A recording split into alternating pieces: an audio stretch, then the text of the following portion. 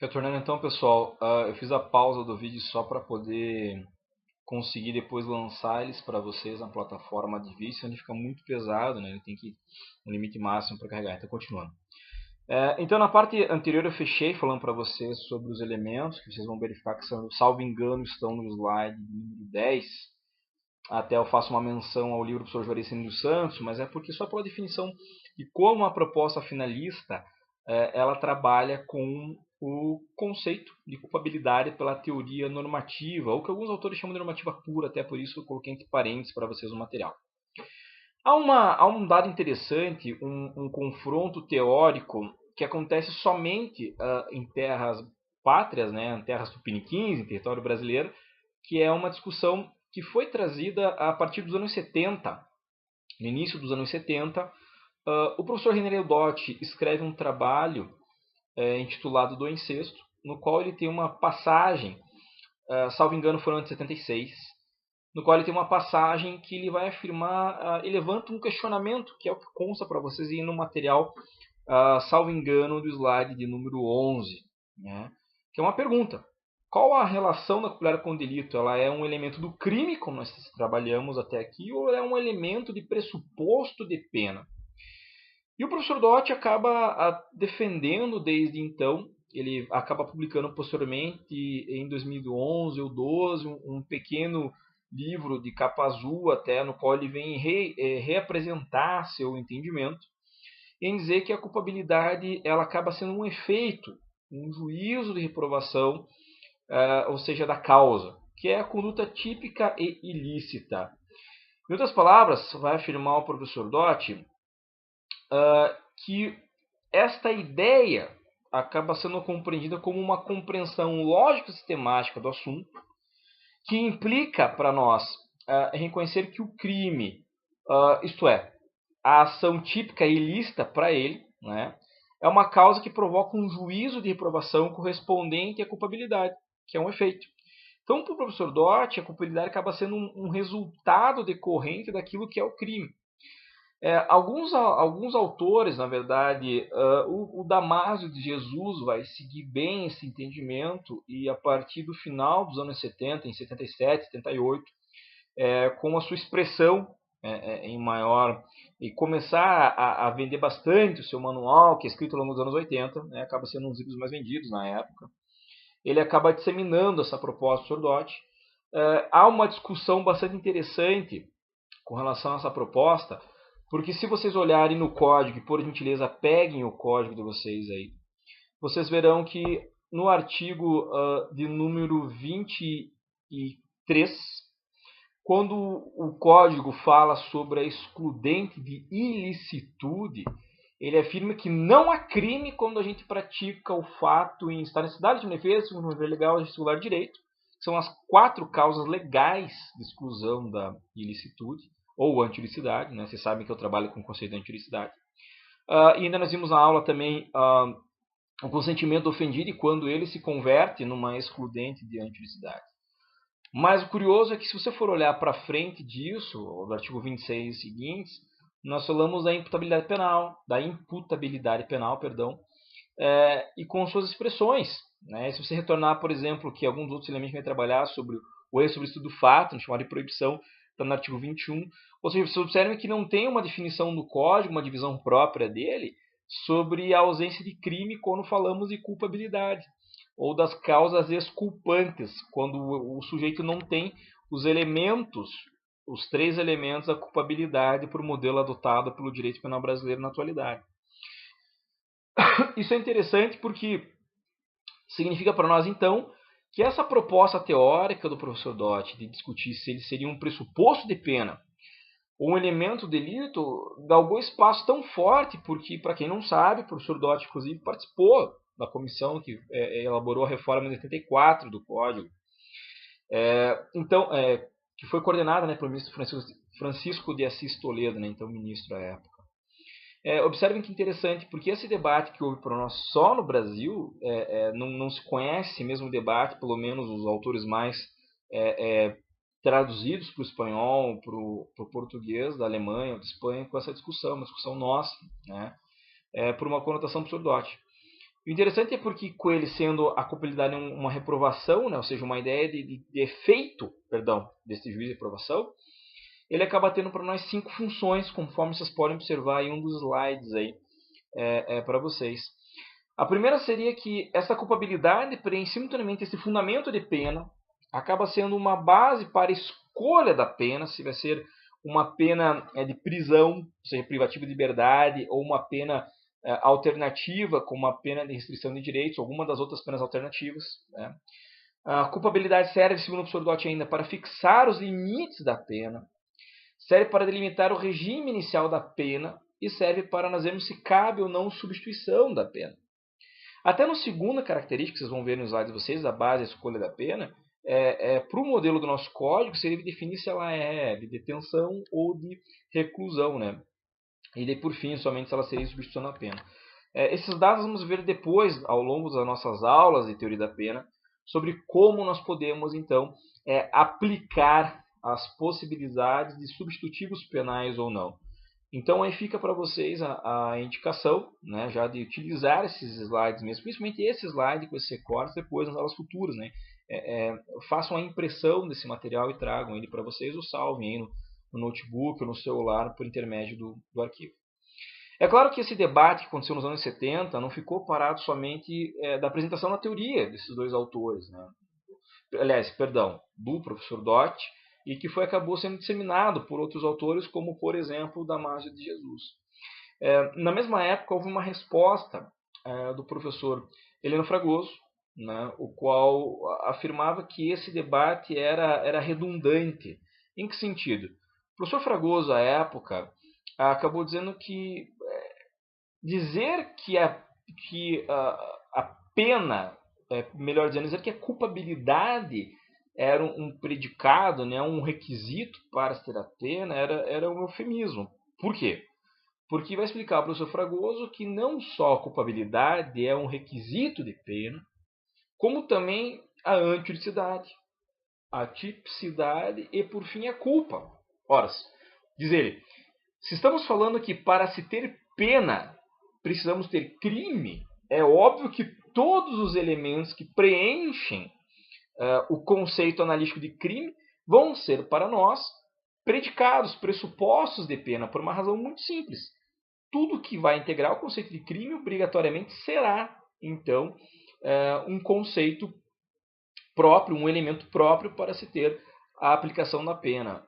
Essa resposta dele é a que acaba sendo para nós hoje difundida como aceita, né? Até porque é o que os principais dogmatas do assunto no mundo todo reconhecem, então acaba sendo um entendimento hoje majoritário. Só que é importante vocês entenderem isso, porque, por exemplo, muito se cobrou no passado em provas, avaliações, exame de ordem, concursos públicos, algo que a gente sabe que vocês têm interesse para realizar depois que se formarem, né? Objetivando já a conclusão dos estudos de vocês posteriormente, que lançava sempre uma pergunta que era a seguinte: é adotado o conceito bipartite ou tripartite de crime no Brasil? O conceito bipartite então, seria essa corrente, encabeçada pelo professor Dott e tendo como adepto Damásio de Jesus, entre outros autores. E o conceito tripartite seria esse, que o professor Heleno Fragoso, que é o que nós, aí, professores da atualidade e demais outros autores, como Fernando Galvão, Juarez Tavares, Juarez Cirino dos Santos, Cláudio Brandão, César Roberto Bittencourt, entre outros, o Zaffaroni, né, o Raul Zaffaroni, o Pierangeli, professor falecido que seria junto com a obra com o professor Zaffaroni, entre vários outros aí seguem, ou seja, o conceito tripartite quer dizer que são quantos adjetivos a conduta recebe, se 3 ou 2, essa que é a questão. Numa outra conversa, eu posso passar isso para vocês, de conversar como essa classificação, até a nomenclatura desses conceitos, ele se confunde com uma outra discussão dogmática alemã sobre os elementos negativos do tipo ou não. Então é algo que vocês não se preocupem nessa utilização, mas é que foi muito disseminada essa divisão no Brasil. Então, dependendo aí de qual material vocês utilizarem para estudar, pode ser que apareça essa divisão ou não. Então, quero deixar aí bem completo para vocês essa exposição. Tá certo? Muito bem. Mas o que nós podemos concluir então deste embate, aí dando sequência ao material que está fornecido para vocês no formato de slides? Que o modelo adotado pela maioria dos autores é que justamente a culpabilidade é um elemento do conceito analítico de crime, é o último, é o terceiro adjetivo da conduta. Só que, será que atualmente é isso que nós temos? E assim, é interessante frisar para vocês, passar essa informação, de que a culpabilidade ela possui uma característica peculiar para cada um dos autores, de cada uma das inúmeras formas de enxergar o sistema da teoria do delito. É importante isso, algo que nós já conversamos, porque cada autor, aquela evolução das escolas de condutas, que nós vimos as teorias da conduta, cada modelo pode vir a ter para si um modelo de conduta. É claro que, independente de eu estar fazendo isso via vídeo ou presencialmente, eu não teria como estar com vocês esmiuçando detalhes pontuais de cada uma de várias acepções de culpabilidade que temos, né? Mas fica a indicação de um belíssimo trabalho do Fábio Guedes e Paula Machado, que é um professor da Federal de Uberlândia. No livro dele trabalha muito bem a evolução das teorias de culpabilidade. Também do professor Davi Costa Tangerino, que é fruto do seu doutoramento pela Universidade de São Paulo, é professor da UERJ, tem um trabalho belíssimo sobre culpabilidade. São autores que vocês podem ter essa remissão das outras demais, das diversas outras escolas que nós teríamos essa evolução. Além, claro, de buscar isso nos próprios livros de parte geral que eu sempre digo para vocês. Mas tem uma dessas teorias que eu gostaria de mencionar para vocês aqui, que é a proposta do professor Klaus Roxin, que é uma proposta que faz aquilo que nós já conversamos em outras aulas, que ele inclui para nós os elementos de política criminal para dentro da teoria do delito. E ele, na culpabilidade, vai colocar um elemento que é fundamental para nós, ele vai mudar o conceito de culpabilidade, porque ele vai dizer para nós que esta quarta elementar do conceito de crime não seria mais, então, a culpabilidade, mas seria a chamada responsabilidade. E com o que a responsabilidade é integrada? Ou seja, quais são os elementos que compreendem este conceito de responsabilidade? E o professor Roxin vai apresentar para nós a seguinte classificação, que está aí para vocês no slide, salvo engano 17, acho que é o 17 do material, no qual vocês vão verificar que ele tem a estrutura da seguinte forma. A responsabilidade vai ser dividida em dois aspectos, em dois pontos, né? Abre duas chaves. Uma é a chamada culpabilidade, preenchida pelos elementos que nós conhecemos, adeptos trazidos pelo finalismo. E o segundo elemento que preenche a segunda chave, que é fundamental para a nossa matéria do Penal 3, que é a teoria da pena, que é a chamada necessidade de pena. Então, diz Roxin, além de você ter na culpabilidade a demonstração da imputabilidade penal, além de você ter a potencial consciência de licitude, além de você ter a exigibilidade de conduta diversa, é preciso que você consiga justificar político-criminalmente, no caso concreto, se a pena é justificável ao caso, ou seja, se há uma necessidade efetiva de aplicação da pena no caso concreto. E isso, meus amigos, pode não parecer tão fácil. Nós vamos abordar isso numa aula futura com vocês, que o professor Roxin adota um conceito, melhor dizendo, ele adota a teoria da prevenção geral positiva da pena. E para a teoria da prevenção geral positiva da pena, ele se preocupa com a prevenção direcionada à sociedade, mas uma forma em que ela vai se expressar num critério pedagógico de aprendizagem do apenado quando sofre a pena. Num segundo momento também, ou melhor dizendo, simultaneamente, ela acaba exercendo para nós um efeito de confiança na sociedade. Ao ver a aplicação da pena sobre o apenado, né, claro, restringindo sempre isso à pena ao mínimo necessário, ou seja, uma pena justa, né, a pena que se explica por aquela ser a única necessária ao caso concreto, justa, proporcional, que ela vai gerar então esse efeito de confiança na população do direito, e que simultaneamente então expressa esta relação entre Estado, sociedade e apenado, né? E que além de ser essa confiança, representa também um exercício. Então não só cria o espírito, essa ideia de confiança, como um exercício pleno da confiança ao ver a pena ser aplicada. essas facetas que o professor Roxin apresenta na teoria da prevenção geral positiva dele, também ocorrem no momento das 3 criminalizações que eu falei anteriormente, a criminalização primária da produção da lei, na criminalização secundária da aplicação da pena pelo magistrado e na terciária, que é a execução da pena. Então, assim, em outras palavras, pelo modelo do professor Roxin, nós poderíamos levantar várias perguntas. Uma delas é de extrema importância, que seria a seguinte, e que é, por exemplo, um dos grandes males processuais que nós temos no Brasil, que é o que fazer quando o sujeito pode vir a sofrer uma pena, por exemplo, de 4, 3 anos, né, ou 5, para dar um regime semiaberto, como nós vamos ver aí nas aulas futuras, mas o processo levou aí quase que 8 anos para ser encerrado. Eu, particularmente, já tive em meu escritório um caso no qual o réu respondeu por roubo consumado, com concurso de agentes, então houve ali o aumento de pena, e a pena a qual ele foi condenado foi de 5 anos e alguns meses, não me recordo se foi 4 ou 3 meses. E com esta pena, demorou muito o processo, o advogado que atuou por ele durante o processo de conhecimento entrou com recurso para discutir a pena de multa que eles foram condenados e também a forma de cumprimento do regime. E demorou aí 8 anos para se iniciar o cumprimento de pena. E nesse intervalo de 8 anos, o sujeito se formou, foi trabalhar na área que tinha se formado, construiu família, tinha 2 filhos já, ou seja, se busca-se então, como nós vamos ver nas aulas futuras, uma ideia de ressocialização pelo direito penal, aquele erro que ele cometeu quando ele tinha recém-completado 18 anos, por um momento de bobeira, de dificuldade, acabou tornando-se inócuo a aplicação da pena tantos anos depois.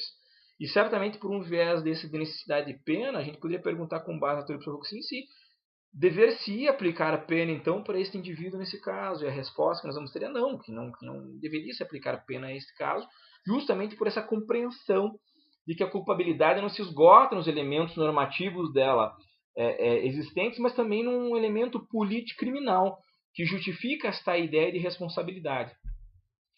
Este exemplo que eu acabo de mencionar para vocês, do qual eu participei como advogado do réu já no momento da execução penal, né, nós temos citado no livro do professor Paulo Rangel, no livro dele de processo penal, quando ele vai trabalhar aí com presunção de inocência e duração razoável do processo. Ele faz menção a uma situação próxima a essa, justamente de quão maléfico pode ser aí a demora, né, de um processo que demora muito, tá certo? Então fica para vocês refletirem um pouco sobre essa possibilidade de culpabilidade por intermédio da visão do professor Klaus Roxin. Aí então passamos na última parte do que eu gostaria de conversar com vocês nesse vídeo, as excludentes de culpabilidade, chamadas exculpantes ou dirimentes, de acordo com a doutrina adotada. Só que antes de eu abrir elas, porque ela vai acabar trazendo para nós já mais fala do que o tamanho do vídeo comporta para nós aqui no sistema online, rapidamente seria importante que nesse aspecto político-criminal da pena que eu fiz menção a vocês, antes de passar isso, nós teríamos ainda uma reflexão sobre a co-culpabilidade, né, ou também a culpabilidade por vulnerabilidade, que são conceitos trazidos pelo professor Zaffaroni no seu manual de direito penal, tanto naquele manual que ele escreveu com o professor Pierangeli, que é o famoso manual de capa cinza aqui no Brasil, como no seu manual de direito penal argentino, do qual nós temos que ter essa discussão sobre verificar as pessoas que estão na situação de vulnerabilidade social e naquelas em que pode ocorrer a chamada co-culpabilidade do Estado, ou seja, quando o sujeito, embora possa se exigir dele as características de culpabilidade, o Estado tem uma coparticipação nisso, ou seja, aquelas pessoas que são esquecidas, abandonadas pelo Estado. Fica para vocês também essa reflexão. Eu vou fornecer posteriormente um material, aí, uma cópia só dessa parte, esses capítulos do livro do professor Zaffaroni, para que vocês tenham esse estudo complementar, né? Mas que fica também a menção à obra do professor Gregory de Souza, né? Que é o trabalho dele, salvo engano, a dissertação de mestrado dele, na qual ele trabalhou com o conceito de co-culpabilidade, tá certo? Bom, vamos fazer uma pausa e daí então já passo para a terceira parte, que é trabalhar com vocês as chamadas excludentes e culpabilidade ou exculpantes, que é a parte final do nosso encontro de hoje, tá certo? Já voltamos.